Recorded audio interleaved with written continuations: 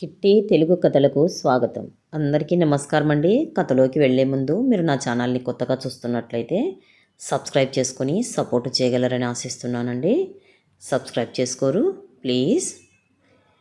ఈ కథను నేను 2026 ఫిబ్రవరి 1 ఆదివారం నవ తెలంగాణ సోపతి అనే పత్రిక నుండి తీసుకున్నానండి. కథ పేరు శిక్ష పడేలా చేద్దాం.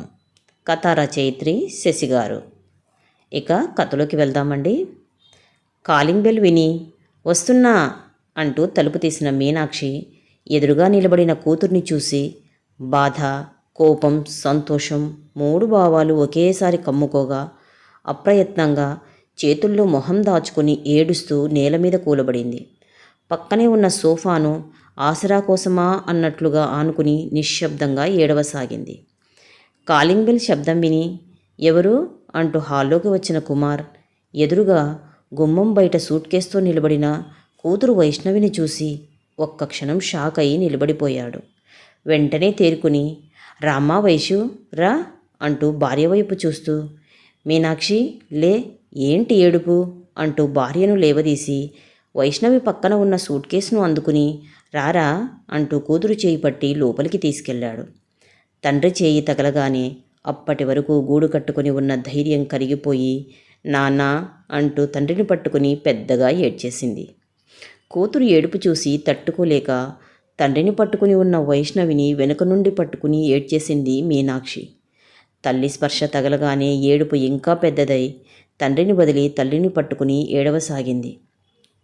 కుమార్ వీధి గుమ్మం తలుపు వేసి ఇద్దరిని వైష్ణవి బెడ్రూంలోకి తీసుకెళ్ళి కూర్చోబెట్టి తానే వంటింట్లోకి వెళ్ళి ఫ్రిడ్జ్ ఓపెన్ చేసి వాటర్ బాటిల్ తీసుకొని గబగబా మంచినీళ్లు తాగాడు. ఒకసారి దీర్ఘ శ్వాస తీసి వదిలి వాటర్ బాటిల్ పట్టుకుని వైష్ణవి రూంలోకి వచ్చాడు. అక్కడ ఒకళ్ళనొకళ్ళు గట్టిగా పట్టుకుని ఏడుస్తున్న తల్లి కూతుర్లను చూసి మీను నువ్వు కూడా ఏంటి చిన్నపిల్లలా? వైషు ఊరుకోమ్మా, ఇదిగో ఇద్దరూ మంచినీళ్ళు తాగండి అంటూ వాటర్ బాటిల్ అందించాడు. కాసేపటికి తేరుకున్న వైష్ణవి అమ్మా నాన్న నన్ను క్షమించండి, మిమ్మల్ని బాధ పెట్టాను. మీ నమ్మకాన్ని వమ్ము చేసి మిమ్మల్ని అవమానాల పాలు చేసినందుకు నాకు తగిన శిక్ష పడింది.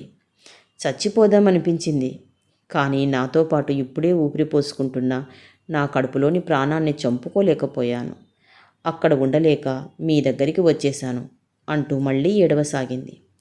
ఆ మాటలు విన్న కుమార్, మీనాక్షి ఒకరి మొహాలు ఒకరు ఆశ్చర్యంగా చూసుకున్నారు. వైష్ణవి అసలు ఏమైందమ్మా? లోహిత్ అనే వ్యక్తిని ఇష్టపడ్డాను.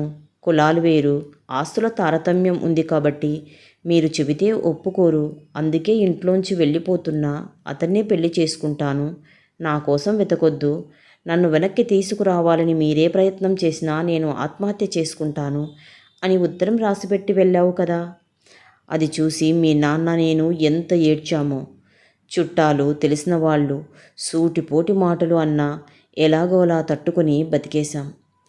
అవమానం ఓ పక్క, నువ్వు ఎలా ఉన్నావో అని బెంగ ఓ పక్క అంది మీనాక్షి. మీనాక్షి ఇప్పుడు ఆ మాటలన్నీ ఎందుకు? అసలే పిల్ల బాధలో ఉంటే అని వైష్ణవి వైపు తిరిగి అమ్మా ఏమైందిరా? లోహిత్ నువ్వు ఏమైనా గొడవ పడ్డారా? అసలు ఏం జరిగిందిరా అని కూతురి తల మీద చేయి వేసి అనునయంగా అడిగాడు కుమార్. నాన్న నేను రోజు బైక్ మీద ఆఫీస్కి వెళ్ళేదానిని కదా. లోహిత్ నన్ను చూసి ఇష్టపడి ఫేస్బుక్లో రిక్వెస్ట్ పెట్టాడు. ప్రొఫైల్ బాగుందని యాక్సెప్ట్ చేశాను. మీరు చాలా బాగుంటారు, నేను రోజు చూస్తూ ఉంటాను అంటూ మెసేజ్లు మొదలుపెట్టాడు. మొదట్లో పట్టించుకోలేదు, కానీ రాను రాను మిమ్మల్ని పలానా చోటు చూశాను, పలానా డ్రెస్ వేసుకున్నారు కదా అంటూ తెగ మెసేజ్లు చేస్తుంటే నాకు తెలియకుండానే ఆకర్షణకు లోనయ్యాను. వాడు చెప్పిన కబుర్లన్నీ నమ్మాను. రోజు ఆఫీస్కి వెళ్ళేటప్పుడు వచ్చేటప్పుడు తప్పనిసరిగా బైక్ మీద ఫాలో అయ్యేవాడు. తెగ పొగిడేవాడు. వాడి మాయలో పడి మీరు తెచ్చిన సంబంధాలు అన్నింటికీ ఏవో వంకలు పెట్టేదాన్ని. కొన్నాళ్ళకి రోజు క్రికెట్ ఆడుతున్నావు, డ్యూటీకి వెళ్ళట్లేదేంటి అని అడిగితే ఆ పని నాకు నచ్చట్లేదు. కంపెనీలో లేబర్ పని, ఫోన్ వాడటానికి కూడా ఉండదు. అయినా క్రికెట్ మీద బెట్టింపులు వేసి ఆ డబ్బులు తేలిగ్గా సంపాదించేస్తా అని అన్నాడు. నాకు అంతా గందరగోళంగా అనిపించినా వాడి మీద ఉన్న పిచ్చి ప్రేమతో ఏమీ వాదించలేకపోయాను. తప్పుగా కూడా అనిపించలేదు. ఇంట్లో సంబంధాలు చూస్తున్నారని చెబితే నాతో వచ్చేయి, మనమిద్దరం సంతోషంగా ఉందాం. మీకు మాకు చాలా తేడా ఉంది. ఇంట్లో తెలిస్తే ఒప్పుకోరు. చెప్పకుండా వచ్చేయి. కొన్నాళ్ళైతే వాళ్ళే ఒప్పుకుంటారు అంటే నిజమే అనిపించి ఉత్తరం రాసిపెట్టి వెళ్ళిపోయాను. మా ఆఫీస్లో వాళ్ళ సహాయంతో నేనే ఒక ఇల్లు అద్దెకి తీసుకొని నా దగ్గర ఉన్న డబ్బులతో అవసరమైన సరుకులు సామాను అమర్చాను. ఒక్క 4 రోజులు సంతోషంగా ఉన్నాం. 5వ రోజు నేను ఆఫీసు నుండి వచ్చేసరికి ఇంట్లో లేడు. ఎక్కడికి వెళ్ళావు అని ఫోన్ చేస్తే అమ్మకి ఫ్రెండ్ పెళ్ళి అని చెప్పి అబద్ధం చెప్పి వచ్చా. రేపు వస్తా, నువ్వు జాగ్రత్త అని సమాధానం చెప్పాడు. అదేంటి, మీ అమ్మగారికి చెప్పలేదా అని అడిగితే చెప్తే ఇంకేమన్నా ఉందా, చంపేస్తుంది. వీలు చూసుకుని చెప్తానులే. సరే, తర్వాత మాట్లాడతా, బాయ్ అని ఫోన్ పెట్టేశాడు.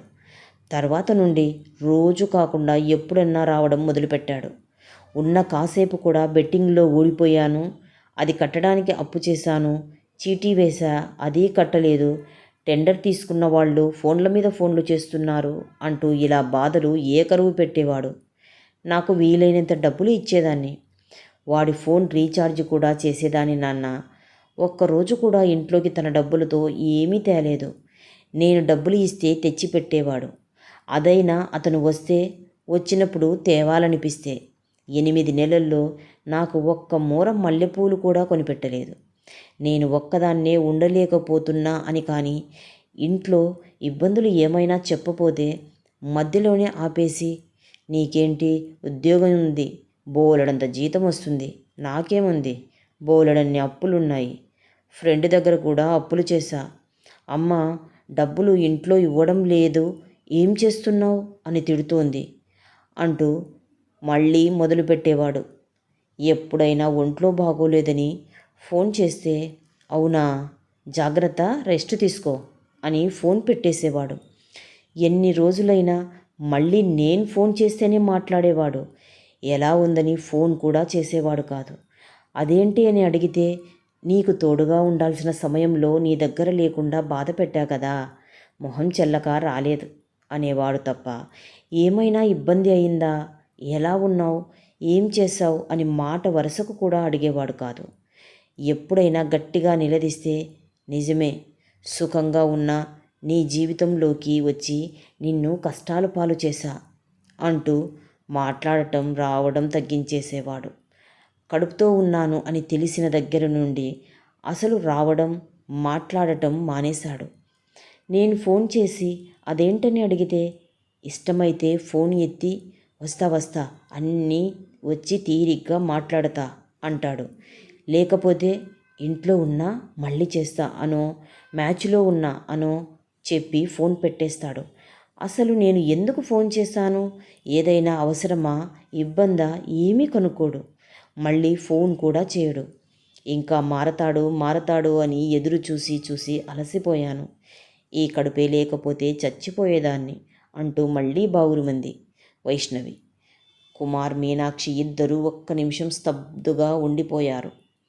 కూతురు ఏడుపు చూసి తేరుకున్న మీనాక్షి, వైషు, నీకు మేమున్నాం, జరిగిందేదో జరిగిపోయింది, ఈ కడుపు తీయించేసుకో, కొన్నాళ్ళయ్యాక మళ్ళీ మంచి సంబంధం చూసి పెళ్లి చేస్తాం, ఏడవకు అంది. లేదు మీనాక్షి, కడుపు ఉంచుకోవడం తీయించుకోవడం వైషు ఇష్టం. ముందు మనం ఆ లోహిత్ మీద కేసు పెట్టాలి, వాడిని ఊచలు లెక్క పెట్టేలా చేయాలి. లేకపోతే వాడు ఇలాగే బలాదూర్లు తిరుగుతూ మనమ్మాయిలాగా ఎందరో అమ్మాయిల బతుకులు నాశనం చేస్తాడు. వాడికి వాడిలాగా గాలికి తిరుగుతూ అమ్మాయిల జీవితాలతో ఆడుకునే వాళ్ళకి బుద్ధి వచ్చేలా చేయాలి. మన అదృష్టం బాగుంది, అందుకే మన అమ్మాయి మన ఇంటికి వచ్చింది. తల్లిదండ్రుల దగ్గరికి వెళ్ళలేక ఆత్మహత్య చేసుకునే అమ్మాయిలు ఎందరో అని కూతురు వైపు తిరిగి, వైషు పదరా, కేసు పెడదాం, నిన్ను ఎంత మానసిక క్షోభకు గురి చేసిన వాడికి శిక్ష పడేలా చేయాలి అన్నాడు. ఆ మాటలు విన్న వైష్ణవి కళ్ళు తుడుచుకొని, పదండి నాన్న, వాడిని వదలొద్దు అంటూ లేచి తండ్రి వెంట నడిచింది. కథ సమాప్తం అండి. మీకు కథ నచ్చిందని అనుకుంటున్నానండి. ఈ వీడియో కనుక మీకు నచ్చినట్లయితే సబ్స్క్రైబ్ చేసుకొని సపోర్ట్ చేయండి. Please like, share and subscribe.